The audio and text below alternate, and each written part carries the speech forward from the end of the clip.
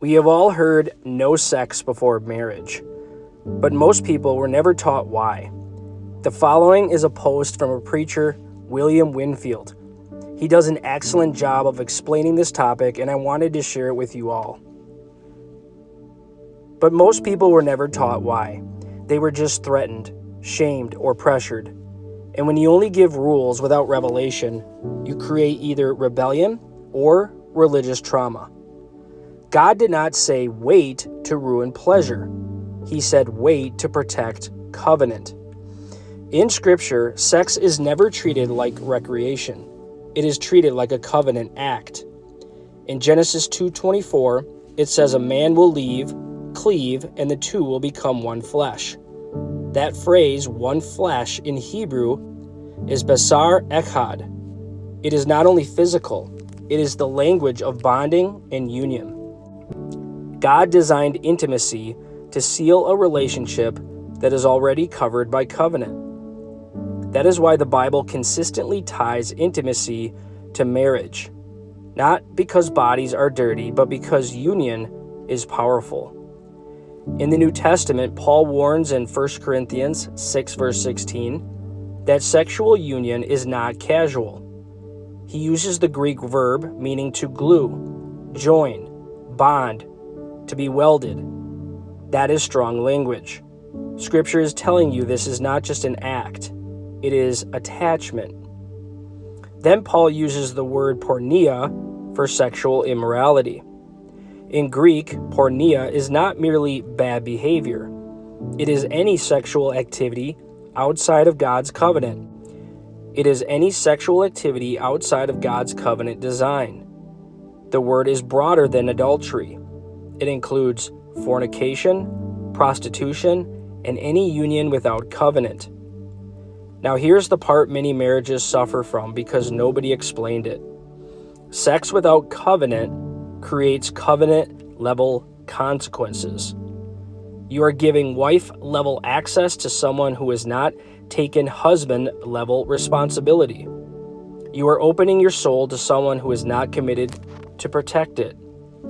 And when the relationship ends, you do not just lose a person, you lose peace, clarity, confidence, sometimes even your ability to trust.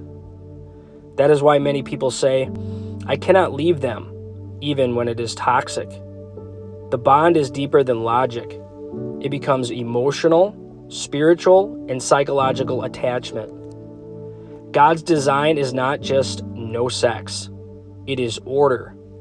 Covenant first, then intimacy. Commitment first, then access. Covering first, then connection.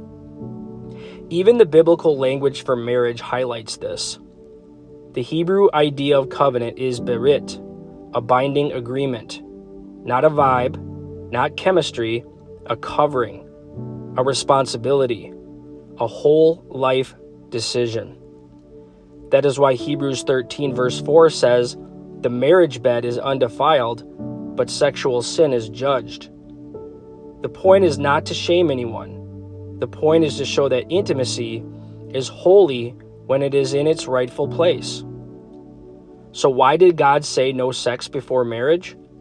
Because sex is powerful enough to blur discernment. Because intimacy can make you ignore red flags you would have seen clearly with wisdom. Because desire can make you call it love. Because your body can bond you to someone your future cannot handle. James 1 verse 14 through 15 explains the progression. Desire conceives, then it gives birth to sin, and sin grows into destruction. The enemy does not tempt you with what you hate. He tempts you with what you desire. That is why boundaries are protection, not punishment. And let us be honest, many relationships were forced into marriage because the church only knew how to say stop, but never knew how to teach why. So people married out of guilt, pressure, pregnancy, or fear, not purpose, friendship, alignment, or calling. And now they are living with someone they never truly discerned. God was not trying to keep you from pleasure. He was keeping you from pain. Marriage is not a certificate for sex. Marriage is a covenant for building. And sex is the glue that strengthens what covenant already secured. When you understand why, purity stops feeling like restriction and starts feeling like wisdom. Because the truth is not that God is trying to control you. God bless.